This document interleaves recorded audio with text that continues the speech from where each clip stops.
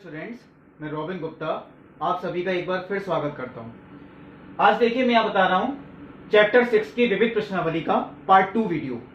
देखिए part 1 video में मैंने आपको कुछ क्वेश्चंस बताए भी थे और शायद इसमें हर टॉपिक का क्वेश्चन आया था, लेकिन आज देखिए मैंने ये बात नोटिस की जितने भी क्वेश्चंस हैं वो शायद विविध उच्चिष्ट और निम्निष्ठ के ही हैं। जैसे कि सबसे पहला क्वेश्चन आज इसमें लिखा है 8वें नंबर पे। चलिए मैं पहले क्वेश्चन भी पढ़ देता हूं। हमें अधिकतम क्षेत्रफल निकालना है, वो भी एक समद्विबाहु त्रिभुज का, जो कि एक दीर्घवृत्त के अंदर बना है। एक दीर्घवृत्त की देखिए समीकरण भी दी हुई है, ये आप पढ़ चुके हैं 11वीं क्लास में। X square upon A square plus Y square upon B square equal to 1। यानी दीर्घवृत्त के अंदर एक समद्विबाहु त्रिभुज, उसका क्षेत्रफल हमें अधिकतम दिखाना है। देखिए समद्विबाहु त्रिभुज तो बहुत सारे बन सकते हैं, और वो भी किस तरीके के लिखा है इन्होंने, जिसका शीर्ष तो होना चाहिए देखिए दीर्घाक्ष के एक सिरे पर, यानी ऐसा समद्विबाहु त्रिभुज जिसका शीर्ष दीर्घाक्ष के एक सिरे पर हो। तो सबसे पहले चलिए थोड़ा सा आपको रिवाइज कराता हूं दीर्घवृत्त के बारे में। मैंने देखिए चित्र बना भी रखा है। ये होता है दीर्घवृत्त, इसके दो अक्ष होते हैं। जो बड़ा वाला अक्ष होता है वो तो होता है दीर्घाक्ष, और जो छोटा वाला अक्ष होता है वो होता है लघु अक्ष। ये ऐसे भी बन सकता था, तो शायद ये दीर्घाक्ष होता, देखिए फिर ये लघु अक्ष होता, लेकिन मैंने ये एक्स अक्ष वाला बनाया है। इसे हम एक्स अक्ष अगर माने और इसे माने वाई अक्ष, ऐसा मान सकते हैं आप। चलिए मैं यहां लिख भी देता हूं। तो ये तो हो गया देखिए मूल बिंदु, क्योंकि इसे मैं एक्स अक्ष मान रहा हूं और इसे मान रहा हूं वाई अक्ष। तो जो एक्स अक्ष के अनुदिश इसका अक्ष है ये तो है दीर्घाक्ष, और जो वाई अक्ष के अनुदिश इसका अक्ष है वो है लघु अक्ष। अब देखिए आगे हमें इसके अंदर एक ऐसा समद्विबाहु त्रिभुज बनाना है जिसका शीर्ष जो होना चाहिए वो दीर्घाक्ष के एक सिरे पर होना चाहिए। तो दीर्घाक्ष के तो देखिए दो ही सिरे होते हैं, या तो ये वाला सिरा या ये वाला सिरा। मैंने ये वाला सिरा लिया, और समद्विबाहु त्रिभुज का जो शीर्ष है वो मैंने यहां मान लिया, ए शीर्ष माना। तो ये त्रिभुज मुझे इस तरीके से बनाना पड़ा। अगर मैं ये वाला लेता तो त्रिभुज इस तरीके से बनता, कोई फर्क नहीं पड़ेगा। आप कैसे भी बना सकते हैं त्रिभुज, ये ऐसे भी बन सकता था। त्रिभुज मैंने यहां इस तरीके से बना दिया, और ये देखिए ये ऐसा समद्विबाहु त्रिभुज है जिसकी देखिए ये वाली दोनों भुजाएं बराबर हैं, यानी A B equal to A C. BC इसका आधार है, और जो इसका शीर्ष है, क्योंकि आधार के सामने वाला जो शीर्ष होता है वही समद्विबाहु त्रिभुज का शीर्ष होता है, यानी कि ये देखिए दीर्घाक्ष के एक सिरे पर है। हमें इसी त्रिभुज का क्षेत्रफल अधिकतम दिखाना है। अब ऐसे त्रिभुज देखिए अनंत हो सकते हैं, क्योंकि जिनके आधार अलग अलग होंगे ऊंचाइयां अलग अलग होंगी, इनकी समान भुजाएं भी अलग अलग होंगी। ऐसे तो आप अनंत बना सकते हैं, मैंने तो कोई सा एक बनाया, लेकिन जिसका क्षेत्रफल अधिकतम होगा वो हमें निकालना, वो कौन सा त्रिभुज होगा ऐसा। तो इसके लिए देखिए पहले हमें त्रिभुज का क्षेत्रफल, अब समद्विबाहु त्रिभुज के क्षेत्रफल का तो कोई सूत्र होता ही नहीं है, क्योंकि क्षेत्रफल ही हमें अधिकतम दिखाना है, तो फलन तो उसी का बनेगा, यानी 1/2 गुणा आधार गुणा ऊंचाई, आधार ये ऊंचाई। अब देखिए यही दोनों बदलेंगे भी। मैंने अभी आपसे कहा मैं तो अनंत त्रिभुज बना सकता हूं, सबके आधार अलग अलग होंगे, सबकी ऊंचाइयां अलग अलग होंगी। तो जो चीज बदलती है, मैं इसलिए देखिए ये बात कह रहा हूं, जो चीज चेंज होती है उन्हें ही हम मानते हैं एक्स और वाई। जो चीज चेंज होती है हम उन्हें ही एक्स और वाई मानते हैं। अब देखिए आगे का पार्ट आप लोग देखिए पढ़ चुके हैं, जो दीर्घवृत्त की समीकरण होती है उसमें ए और बी, ये दीर्घाक्ष की लंबाई देखिए टोटल होती है 2a। तो इसका आधा जो दीर्घाक्ष यानी ये, इसकी लंबाई a होती है, और जो ये आधा लघु अक्ष है इसकी लंबाई कितनी होती है b। वैसे इसकी जरूरत नहीं पड़ेगी, लेकिन मैंने आपको बता दी। ये देखिए ये भी b होती है, ये भी b होती है, ये a होती है, ये a होती है। तो ये चीज तो देखिए नहीं आता है, इसमें तो कोई फर्क नहीं पड़ने वाला। अब ऊंचाई अगर बदलेगी तो इतना पार्ट देखिए बदल सकता है। कभी हो सकता है आधार मैंने यहां बना दिया तो ये चीज चेंज हो गई। तो एक तो मैंने इसे एक्स माना, चलिए मैं यहां एरो लगा के दिखाता हूं। ये देखिए नहीं बदलेगा, ये चीज बदलेगी, तो मैंने चलिए इतने को मान लिया। आप चलिए पूरे को भी मान सकते थे एक्स, कोई फर्क नहीं पड़ने वाला, मैंने इतने को मान लिया है। और देखिए आधार की लंबाई, आधार भी चेंज होगा, तो चलिए मैंने इतने को वाई मान लिया।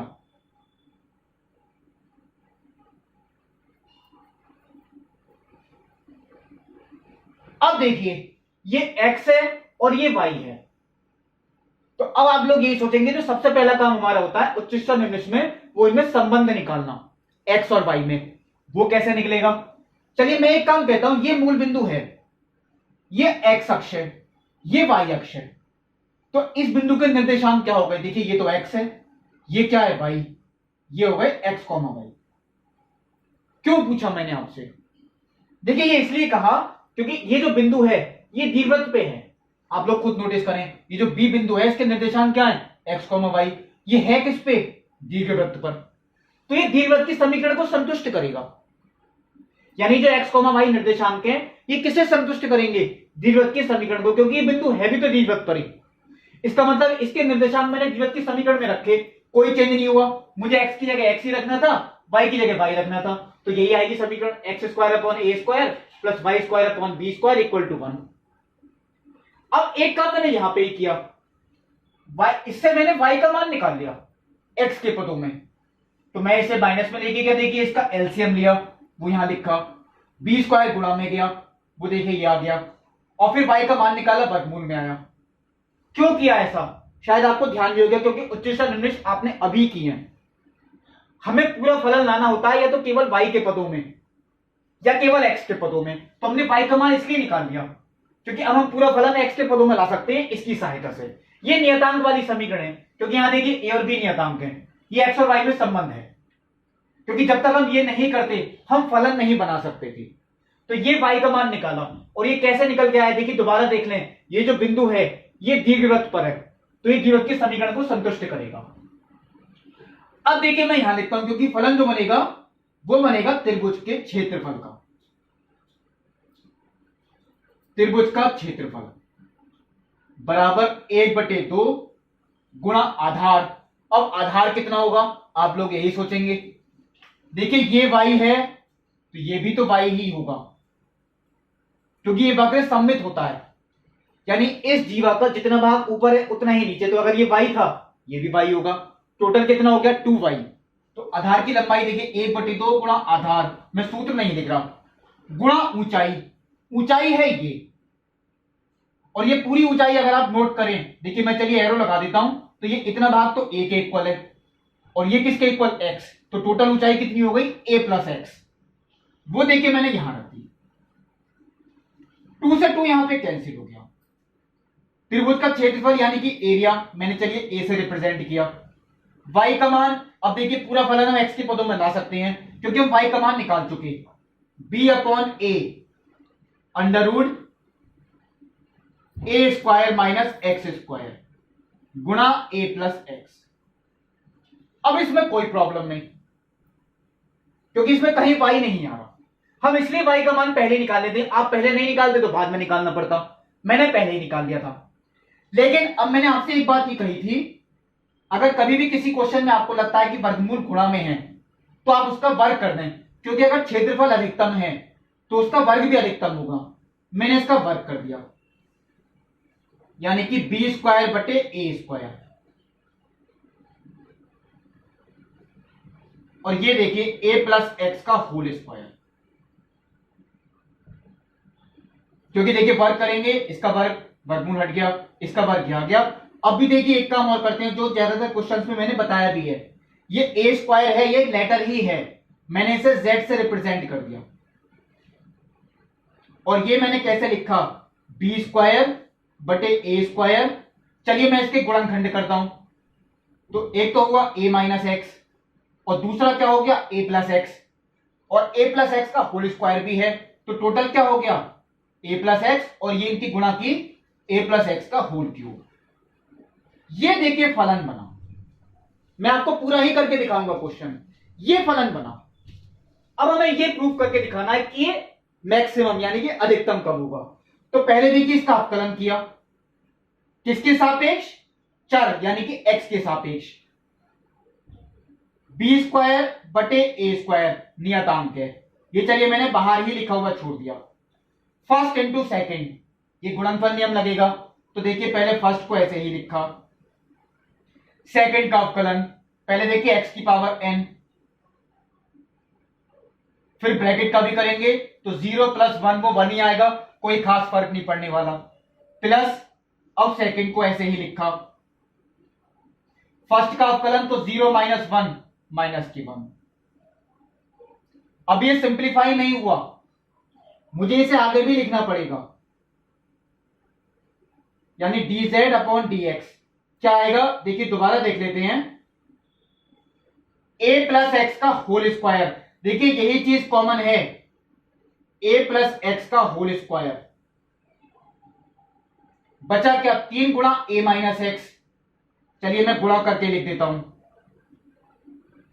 और a प्लस एक्स का होल स्क्वायर जब कॉमन लिया तो क्या बचा a प्लस एक्स, लेकिन माइनस से गुणा है तो माइनस के a माइनस के x, यानी dz अपॉन dx, चलिए मैं इसी के आगे लिख देता हूं, क्या बचेगा 3a माइनस a 2a हो गया, और माइनस के 4x, देखिए क्या आएगा दोबारा देख लें, 3a माइनस a कितना हो गया 2a, और माइनस के 4x। तो एक बात मैं आपसे चलिए अभी लिखूंगा, आपको समझाते हुए ही लिखनी है, a प्लस एक्स का होल स्क्वायर, ये देखिए 2a माइनस 4x बच रहा है, और 2a माइनस 4x में ध्यान से देखिए मैंने 2 कॉमन ले लिया, तो क्या बचा 2a माइनस 4x, 2 कॉमन लिया, ये देखिए मैंने सीधा लिख दिया, इक्वेशन नंबर सेकंड, ये फलन था, ये उसका अवकलन आया। अब देखिए जो मैंने आपको बताया था लाइन वो लिखनी होती है z के अधिकतम मान के लिए, मैं देखिए यहां लिख देता हूं, ये आपको देखिए लाइन जरूर लिखनी है, z के, क्योंकि हमें अधिकतम दिखाना है इसीलिए, z के अधिकतम मान के लिए dz upon dx equal to 0, क्योंकि ये तो आपको देखिए नियम है, जो भी अवकलन आता है उसे 0 के इक्वल रखना होता है, और इसे हमें सॉल्व करना है। जब इसे 0 के इक्वल रखेंगे तो देखिए नियतांक तो बटे में गया, जब ये इक्वल टू 0 रखा तो x इक्वल टू माइनस ए, और जब ये इक्वल टू 0 रखा तो 2x इक्वल टू ए, यानी x equal to a by 2। अब मैंने आपको बताया था जितने भाषा वाले क्वेश्चन होते हैं इनमें एक उत्तर सही होता है, बाकी जितने भी निकल के आएंगे वो गलत ही होती है, मुझे यही गलत लगा, क्योंकि x की वैल्यू तो नेगेटिव है, और x अगर माइनस ए हो गया तो त्रिभुज की ऊंचाई 0 हो जाएगी, क्योंकि x का मान देखिए माइनस ए रखेंगे, a माइनस ए 0, तो त्रिभुज बनेगा ही नहीं, इसका मतलब ये तो पॉसिबल ही नहीं है, केवल x का मान कितना पॉसिबल है a बाई 2। अब देखिए हमने x का मान तो निकाल लिया, अब आता है द्वितीय अवकलज, यानी d2z ओवर dx2, यानी इसी का मुझे करना है, देखिए अवकलन कैसे, 2b square upon a square, ये तो नियतांक है, फर्स्ट इंटू सेकेंड, पहले फर्स्ट को ऐसे ही लिखा, सेकंड का अवकलन 0 माइनस के 2 माइनस के 2, प्लस सेकंड को ऐसे ही लिखा, फर्स्ट का अवकलन ये कि फर्स्ट ये है x की पावर n 2 इंटू ए प्लस एक्स, क्योंकि यही आएगा, फिर ब्रैकेट का करेंगे तो 0 प्लस 1 आएगा, कोई खास फर्क नहीं पड़ने वाला।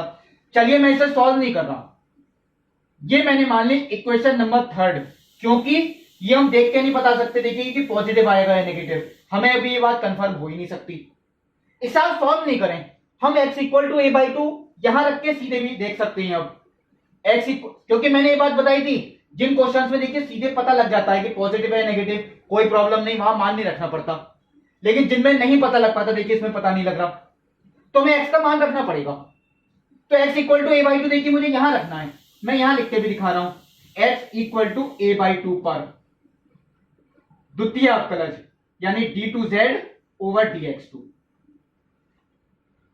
2b square upon a square नियतांक है।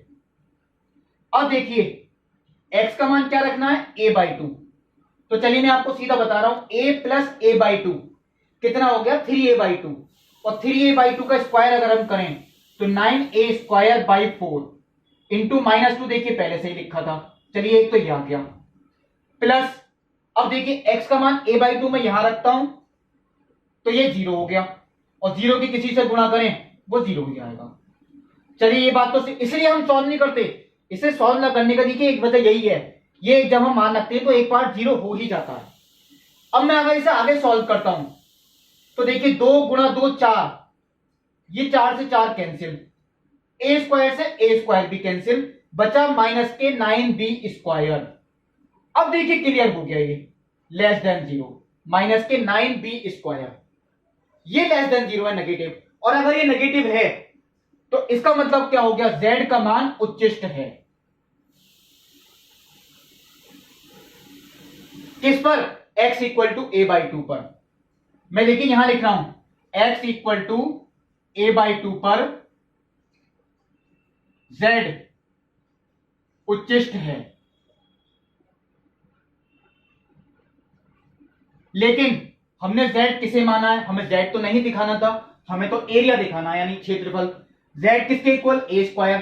तो पहले तो हम यही लिखेंगे, देखिए z की जगह मैंने लिख दिया a²। और अगर a² उच्चिष्ट है तो इसका मतलब मैंने आपको क्या बताया था, a भी उच्चिष्ट है।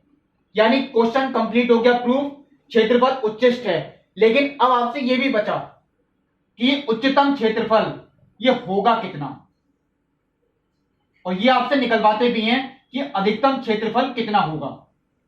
तो हम क्षेत्रफल कहां से निकालेंगे, फलन। यानी ये देखिए क्षेत्रफल, मैं यहां पर टिक कर रहा हूं, ये है क्षेत्रफल। मुझे इसमें x का मान रखना पड़ेगा a/2, तो b/a वर्गमूल के अंदर a² माइनस a²/4, क्योंकि मैंने सीधा वर्ग करते हुए लिखा, गुणा, चलिए मैं नीचे लिख देता हूं a प्लस a/2। अब देखिए अगर मैं इसे सॉल्व करता हूं तो b/a, चलिए ये तो ऐसे ही लिख दिया, ये हो गया 3a²/4। इसका भी वर्गमूल लिया तो वर्गमूल 3a/2, और ये कितना आ गया, 3a/2। क्या कैंसिल हुआ, एक a से a कैंसिल हो गया, यानी वर्गमूल 3/4 ab, 3 वर्गमूल 3 ab/4। और आप क्षेत्रफल है तो यहां वर्ग इकाई और लिखते हैं, यह हुआ अधिकतम क्षेत्रफल। तो ये देखिए मैंने आपको बताया क्वेश्चन नंबर 8। क्वेश्चन नंबर 9 देखिए, इसमें ये लिखा है एक टैंक, लेकिन उसका आधार जो है वो आयताकार है, यानी आयताकार आधार वाले एक टैंक, और उसकी जो भुजाएं हैं यानी साइड्स वो भी आयताकार ही हैं। इसका मतलब क्या हुआ, देखिए शुरुआत में ही बता देता हूं, ये जो टैंक है ये आयताकार यानी ये घनाभ के रूप में है, ये घन के रूप में नहीं है, ये घनाभ के रूप में है, जिसकी लंबाई चौड़ाई ऊंचाई अलग अलग होगी। अब इसमें क्या लिखा है, ओपन एट द टॉप, यानी ये ऊपर से खुला हुआ है, यानी ये जो घनाभ है आपका आयताकार आधार वाला टैंक, ये ऊपर से खुला है। और ये हमें इस तरह से बनाना है कि इसकी जो गहराई है वो 2 मीटर है और आयतन 8 मीटर क्यूब है। इसका मतलब ये तो भाषा पढ़ते ही देखिए पता लग गया कि नियतांक है। इसकी ऊंचाई 2 मीटर फिक्स है, यानी गहराई देखिए ये 2 मीटर है, मैं यहां लिख देता हूं, तो ये भी देखिए गहराई है, ये 2 मीटर, ये देखिए 2 मीटर, और ये भी 2 मीटर, ये मैंने लिख दिया। मैंने देखिए चित्र बना रखा है, ये घनाभ ही है, जिसकी ये लंबाई है, ये चौड़ाई है, ये ऊंचाई या गहराई भी कह सकते हो आप। इसमें ये चीजें फिक्स है कि इसकी ऊंचाई यानी गहराई वो तो 2 मीटर है, और जो इसका आयतन है वो 8 मीटर है। अब आयतन का सूत्र क्या होता है, लंबाई गुणा चौड़ाई गुणा ऊंचाई। इसमें चौड़ाई तो फिक्स है, सॉरी गहराई तो फिक्स है, बची क्या लंबाई और चौड़ाई, ये हमें माननी पड़ेंगी। इन्हें मैं मान लेता हूं, देखिए x और y, मैंने x मान ली तो ये भी x हो गया, ये मैंने y मान ली तो ये भी y। अब ये देखिए मैंने ऊपर जो डॉटेड दिखाया है ये सिर्फ इसलिए दिखाया है क्योंकि इसका ये वाला पृष्ठ नहीं है, ये ऊपर से खुला है। इसके 5 पृष्ठ होंगे, देखिए ये वाला एक पृष्ठ है, ये एक पृष्ठ हो गया, ये वाली एक पृष्ठ हो गई, ये एक पृष्ठ, और एक आधार हो गया पृष्ठ। ये पृष्ठ है इसके, केवल ऊपर वाला जो छठा पृष्ठ है यानी जो इसकी छत है वो नहीं है क्योंकि ऊपर से खुला है। अब देखिए आगे का पार्ट क्या है, इसमें ये दे रखा है इसका जो खर्चा है बनाने का 70 रुपए पर स्क्वायर मीटर आधार को बनाने का खर्चा है, और 45 रुपए पर स्क्वायर मीटर साइड्स बनाने का खर्चा है। तो हमें इसकी न्यूनतम कॉस्ट कितनी होगी, यानी इसका बनाने का खर्चा कम से कम हो वो निकालना है। तो खर्चा देखिए न्यूनतम हो तो इसका मतलब फलन जो बनेगा वो इसको बनाने का खर्च जो निकल के आएगा वो फलन है। अब मुझे x और y देखिए, ये तो मैं पहले कह चुका कि मानना पड़ेगा, मैं यहां लिख देता हूं माना लंबाई तथा चौड़ाई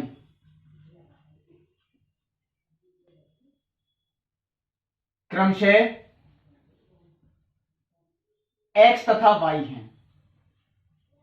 ये बात देखिए, ध्यान रखें, जो चीज चेंज होती हैं हम उन्हें ही मानते हैं x और y। ऐसे बहुत सारे घनाभ हो सकते हैं जिनका आयतन 8 मीटर क्यूब है और ऊंचाई 2 मीटर है, लेकिन लंबाई चौड़ाई कुछ भी हो सकती है। तो लंबाई चौड़ाई हमने मान लिया x y। अब देखिए, पहले नियतांक वाली समीकरण बनेगी। तो नियतांक वो क्या है, आपको आयतन दे रखा है, आयतन बराबर 8 मीटर क्यूब, और ये है नियतांक। ये मैंने देखिए आगे लिख दिया। और आयतन का सूत्र क्या है, लंबाई यानी कि x गुणा चौड़ाई यानी कि y गुणा गहराई यानी कि 2 यानी ऊंचाई, बराबर कितना 8। तो xy बराबर कितना आ गया 4, क्योंकि 2 बटे में जाएगा, मैं आगे लिख देता हूं xy बराबर 4। ये एक समीकरण नियतांक वाली आ गई। मैं यहां से y का मान निकाल सकता हूं 4 बटे x, बहुत सिंपल है। अब इसको आता है बनाने का खर्च। तो सबसे पहले तो देखिए, जो इसमें 70 रुपए पर स्क्वायर मीटर दे रखा है वो आधार को बनाने का खर्च है।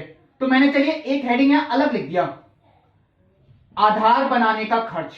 ये कैसे निकालेंगे, देखिए इसमें दे रखा है जो इसकी दर है वो 70 रुपए पर स्क्वायर मीटर, यानी एक स्क्वायर मीटर का जो खर्चा है वो 70 रुपए है। इसका मतलब क्या है, ये आधार जो है इसका क्षेत्रफल कितने स्क्वायर मीटर है, क्योंकि अगर मान लीजिए ये x मीटर है और ये y मीटर है, ये मीटर ही है, ये बात ध्यान रखें। तो इसका क्षेत्रफल कितना हो गया, ये तो एक आयत ही है, लंबाई गुणा चौड़ाई। ये देखिए एक आयत ही है, और आयत का क्षेत्रफल क्या होता है, लंबाई गुणा चौड़ाई, यानी कि x गुणा y, यानी कि xy वर्ग मीटर हुआ। ये आधार का जो क्षेत्रफल हुआ वो कितना हुआ, xy वर्ग मीटर। अगर एक वर्ग मीटर का खर्चा 70 रुपए है तो xy वर्ग मीटर का खर्चा कितना होगा, 70 से गुणा हो जाएगी, यानी 70 xy रुपए। ये बात आप नोट करें। देखिए एक वर्ग मीटर का अगर 70 रुपए है तो इसका क्षेत्रफल कितना है, xy वर्ग मीटर। तो xy वर्ग मीटर का कितना हो गया, 70 गुणा xy, यानी कि 70 xy रुपए। चलिए ये कंप्लीट हो गया। अब इसकी साइड्स यानी कि पृष्ठ को, यानी कि भुजा, चलिए मैं भुजाएं लिख देता हूं। भुजाएं बनाने का खर्च क्या क्या है, भुजाएं, इसकी टोटल 4 भुजाएं हैं ये साइड वाली। देखिए लंबाई गुणा चौड़ाई, ये आयत का क्षेत्रफल है, जो आयत का क्षेत्रफल है वो है लंबाई गुणा चौड़ाई। ये भी देखिए आयत ही है, तो लंबाई गुणा चौड़ाई यानी 2 गुणा y। अब किसी को आप लंबाई मान लें, किसी को चौड़ाई। ये देखिए ये आयत है, तो इसकी 2 भुजाएं कौन सी, एक तो 2 और एक y। तो इसका क्षेत्रफल कितना हो गया 2y, और इस वाले आयत का भी कितना हो गया 2y। तो 2y प्लस 2y, चलिए मैं ऐसे जोड़ता हुआ ही लिखता जा रहा हूं, 2y प्लस 2y, ये तो इन दोनों का आ गया। अब आता है एक तो ये वाला पृष्ठ और एक ये वाला पृष्ठ, इनका भी सेम ही निकल के आएगा क्योंकि सम्मुख हैं। ये कितने होंगे, एक ये लंबाई, चलिए किसी को एक भुजा मान लें, और एक ये वाली भुजा। ये देखिए एक तो x है और एक कितनी है 2, तो इसका है 2x, तो इसका भी देखिए कितना होगा 2x। तो 2x प्लस 2x, ये भी मैंने लिख दिया। देखिए चारों भुजाओं का क्षेत्रफल मैंने लिख दिया, यानी कि चारों पृष्ठ। एक वर्ग मीटर का खर्चा अगर 45 रुपए है तो टोटल वर्ग मीटर तो देखिए ये है, इसका कितना हो गया 45 गुना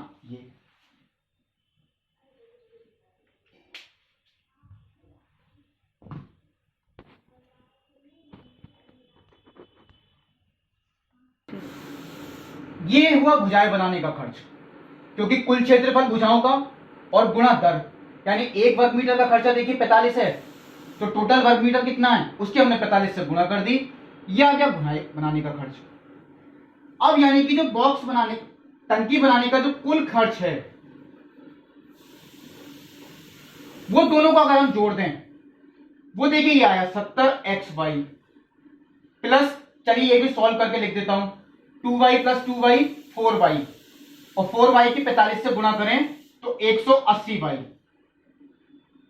plus 2x plus 2x 4x, उसकी 45 से गुणा करी तो 180x।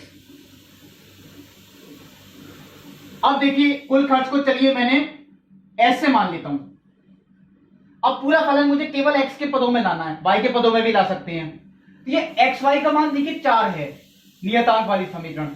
एक्स वाई का मान अगर मैं 4 रखूं तो 70 गुणा 4 280, प्लस वाई का मान निकालो 4 बटे एक्स, 180 गुणा 4 बटे एक्स 720 बटे एक्स प्लस 180 एक्स। ये हुआ फलन जिसे हमें न्यूनतम दिखाना है। अब इसका अवकलन करेंगे चर के सापेक्ष, चर तो x ही है यानी कि ds अपॉन dx। अब इसका अवकलन क्योंकि नियतांक है इसका तो 0 ही हो गया। मैंने आपको ये बात बताई थी 1 बटे एक्स 720 तो देखिए नियतांक है, 1 बटे एक्स का अवकलन माइनस का 1 बटे एक्स स्क्वायर, और 180 एक्स का अवकलन एक्स का तो 1 होगा 180। ये देखिए इसका अवकलन हो गया समीकरण नंबर 2। अब देखिए क्योंकि हमें न्यूनतम दिखाना है तो s के न्यूनतम मान के लिए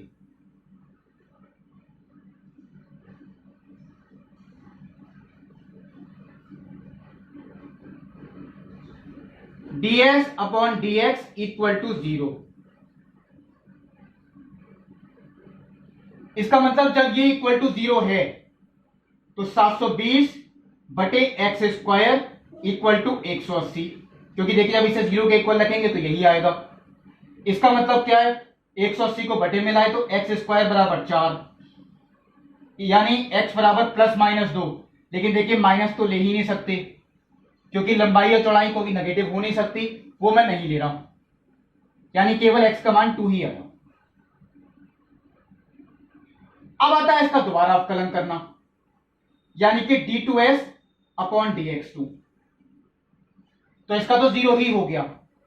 इसका अगर हम करें तो देखिए x की पावर -2 हो गई, और x की पावर -2 का करें तो देखिए वो यही आएगा -2 x की पावर -3। मैंने शॉर्ट में लिखा, इसका मतलब माइनस के 720 और गुणा ये, तो ये हो गया प्लस के 1440 गुणा x की पावर -3 यानी बटे में x3। इसमें मैं मान रखूं या नहीं रखूं कोई फर्क नहीं पड़ेगा क्योंकि x का मान वैसे भी पॉजिटिव ही है, इसका मतलब ये पॉजिटिव ही आएगा। मैं सीधे लिख देता हूं, देखिए ग्रेटर देन 0। आप रख भी सकते हैं x का मान 2 रख दें, 180 आएगा, पॉजिटिव ही है। ग्रेटर देन 0, और ग्रेटर देन 0 का मतलब क्या हो गया x बराबर 2 पर s का मान न्यूनतम है। अब हमें निकालना क्या है, क्योंकि देखिए ये तो क्वेश्चन प्रूफ हो गया कि न्यूनतम होना चाहिए खर्च, लेकिन न्यूनतम खर्च कितना होगा ये भी बताना है। न्यूनतम खर्च कहां से निकालेंगे, देखिए ये दे रखी है समीकरण 1 यानी फलन। इसमें x का मान अगर हम 2 रख दें केवल, देखिए ये निकल के आया तो कितना हो गया, देखिए 280 प्लस 720 बटे 2 360 और 180 गुणा 2 360, यानी कि टोटल खर्च कितना हो गया 1000 रुपए। ये आया बॉक्स बनाने का न्यूनतम खर्च, यानी आयताकार टंकी बनाने का।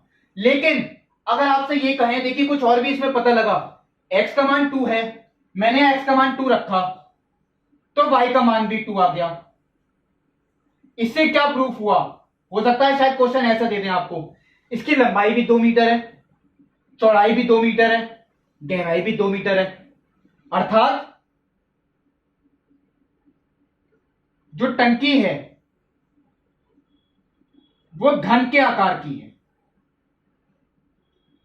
ये देखिए सही बात प्रूफ हो गई। तो ये देखिए मैंने आपको ये क्वेश्चन भी बताया। अब देखिए अगला क्वेश्चन, देखिए क्वेश्चन नंबर 10। इसमें दिया गया है एक वृत्त का परिमाप और एक वर्ग के परिमाप, इनका योगफल वो k है जहां k एक नियतांक है। तो ये बात तो देखिए पहले क्लियर हो रही है, मैंने भी बोर्ड पे लिखी है। वर्ग का परिमाप 4 गुणा भुजा, मैंने वर्ग की भुजा को x माना तो वो हो गया वर्ग का परिमाप 4x, और वृत्त का परिमाप यानी परिधि होती है वो होती है 2 पाई r, r वृत्त की त्रिज्या है। तो इन दोनों का जो योगफल है, यानी वर्ग का परिमाप और वृत्त का परिमाप, इनका जो योगफल है वो नियत है। अब आगे क्या है, हमें इनके क्षेत्रफलों का योगफल वो न्यूनतम दिखाना है, और वो भी ऐसा तब होगा देखिए जब वर्ग की भुजा वृत्त की त्रिज्या की 2 गुनी होगी। ये बात की बात है देखिए प्रूव करने का, जब इनके क्षेत्रफलों का योगफल वो हमें दिखाना है न्यूनतम, यानी जो फलन बनेगा वो बनेगा इनके क्षेत्रफलों का योगफल। वो मैं चलिए मान लेता हूं क्षेत्रफलों के योगफल को s, ये मैं अब फलन बनाता हूं। अब क्षेत्रफल देखिए वर्ग का क्या होता है, भुजा का वर्ग, और भुजा मैंने क्या मानी है x, और वृत्त का क्षेत्रफल क्या होता है पाई आर स्क्वायर। ये बन रहा है देखिए फलन। लेकिन इसमें क्योंकि देखिए दोनों ही चर हैं, मैंने आपसे देखिए ये बात बताई थी, ये जो नियतांक वाली समीकरण है इसमें एक तो x आ गया, एक है r। ऐसे बहुत सारे वृत्त और वर्ग हो सकते हैं जिनके परिमापों का योगफल k है, लेकिन सबकी भुजाएं और त्रिज्याएं वो अलग अलग होंगी। इसका मतलब ये दोनों चर हैं, हमें पूरा फलन किसी एक के पदों में लाना है। अब या तो मैं केवल r के पदों में लेके आऊं या केवल x के पदों में। तो चलिए मैं एक काम ये करता हूं, मैं r का मान ही यहां से निकाल रहा हूं, वो चलिए मैं यहां से लिख देता हूं। 4x गया माइनस में, यानी 2 pi r equal to k minus 4x। तो r का मान देखिए कितना आ गया, k माइनस 4x बटे 2 पाई, ये r का मान आ गया। और ये r का मान देखिए मैं यहां रख रहा हूं, लेकिन उसका भी वर्ग करके k माइनस 4x का होल स्क्वायर बटे 4 पाई स्क्वायर। तो ये पाई से पाई कैंसिल हो गया, यानी देखिए ये फलन है। अब जो मैं लिख रहा हूं एक्स स्क्वायर प्लस के माइनस 4x का होल स्क्वायर बटे 4 पाई, ये देखिए फलन हुआ। इसे हमें दिखाना है कि न्यूनतम कब होगा। चलिए मैंने इसका अवकलन किया, यानी कि ds अपॉन dx। कुछ लोग खुद भी कोशिश कर सकते हैं। अब जैसे मैंने फलन बना दिया, आगे का पार्ट खुद करें बिना देखे। प्रॉब्लम पड़ती है तो मेरा सॉल्यूशन देख लीजिए। एक्स स्क्वायर का देखिए अवकलन 2x हो गया, इसका अवकलन देखिए करें तो पहले से पूरे को x माना, यानी श्रृंखला नियम 2 इंटू के माइनस 4x, फिर ब्रैकेट का भी करेंगे तो 0 माइनस 4 बटे 4 पाई, यानी चलिए मैं आगे लिख देता हूं 2x, 4 से 4 कैंसिल, माइनस के 2 के माइनस 4x बटे पाई।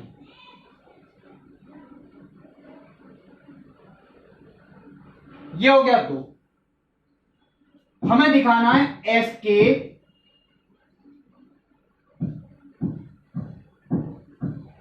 न्यूनतम मान के लिए ds upon dx equal to 0, क्योंकि देखिए यही काम करते हैं, जो भी अवकलन आता है उसे 0 के इक्वल रखते हैं। चलिए मैं आगे करता हूं। जब हम इसे 0 के इक्वल रखेंगे, यानी ये पूरा इक्वल टू 0, तो देखिए मैं पक्षांतर करके सीधा लिख देता हूं।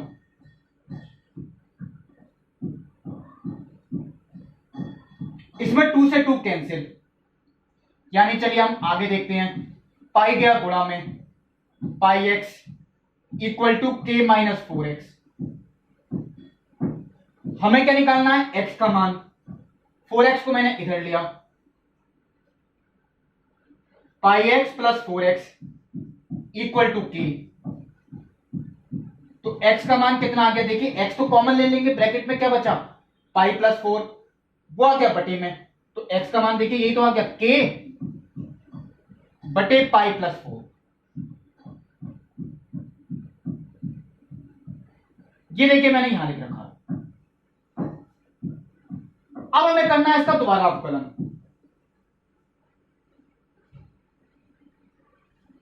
इसका दोबारा अवकलन करें तो इसका तो 2 ही हो गया, माइनस 2 अपॉन पाई देखिए नियतांक है, ये मैंने पहले ही लिख दिया। हमें तो सिर्फ ब्रैकेट का करना है, तो वो भी क्या आएगा 0 माइनस 4 माइनस के 4। तो ये हो गया 2 प्लस 8 अपॉन पाई। और ये पॉजिटिव है, क्योंकि इसमें कहीं x का मान रखने की जरूरत ही नहीं है। और अगर ये पॉजिटिव आ गया, देखिए ये भी पॉजिटिव ये भी पॉजिटिव, तो इसका मतलब फलन कैसा हो गया, न्यूनतम।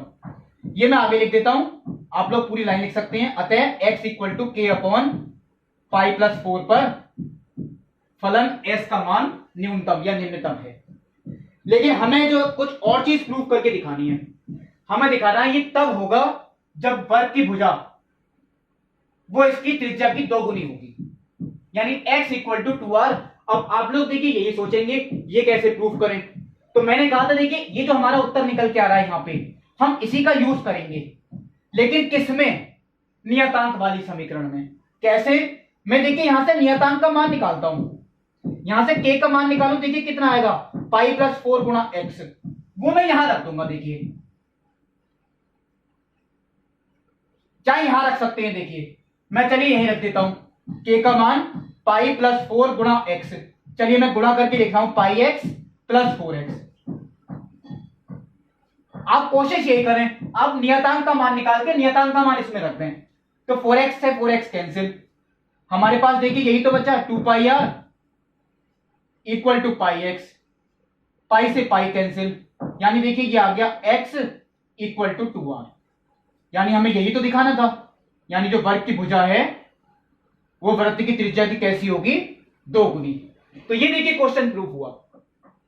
अब देखिए अगला क्वेश्चन, देखिए पहले मैं आगे का क्वेश्चन बता रहा हूं, क्वेश्चन नंबर 14, जो इसके भाषा वाले क्वेश्चन हैं वो मैं अगले वीडियो में बताऊंगा।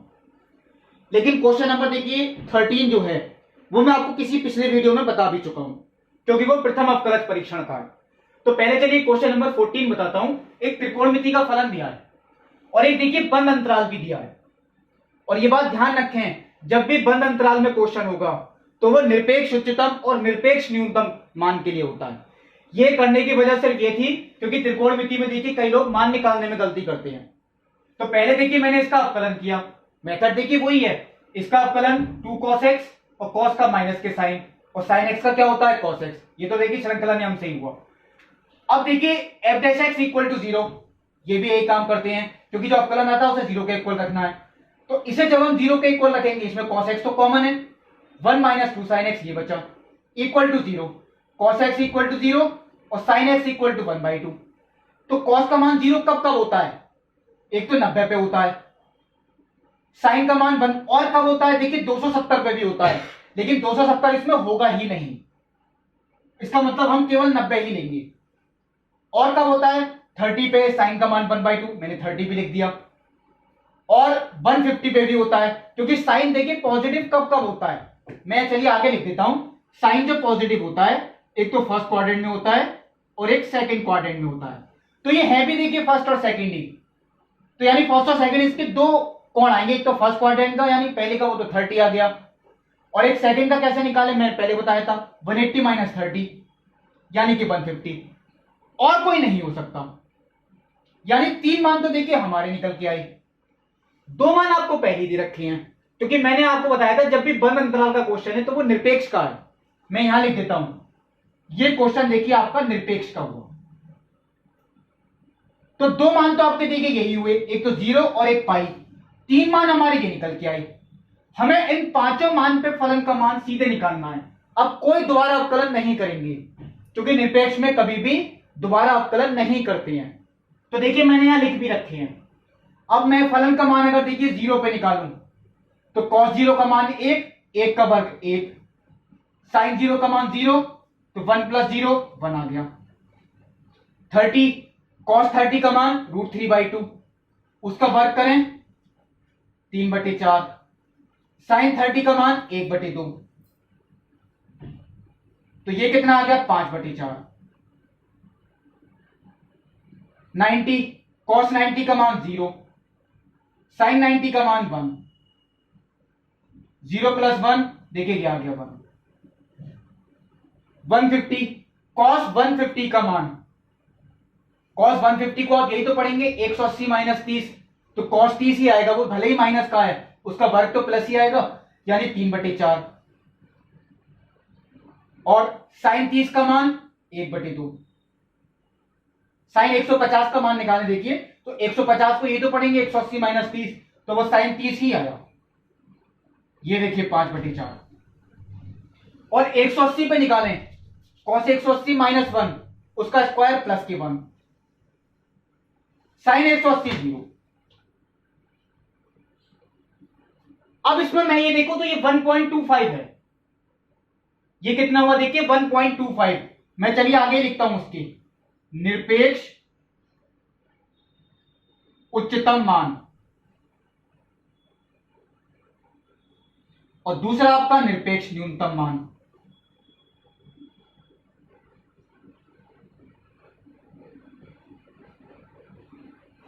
कौन कौन से हैं देखिए, उच्चतम मान इन सब में ये दोनों इक्वल ही हैं, यही बड़ा है क्योंकि 1.25 1 से बड़ा है, इसका मतलब ये तो हो गया 5/4। और न्यूनतम देखिए ये तीनों इक्वल ही हैं, तो न्यूनतम ये हो गया। और ये भी किस किस पे है वो आपको लिखना है, x equal to π/6 and x equal to 5π/6 पर।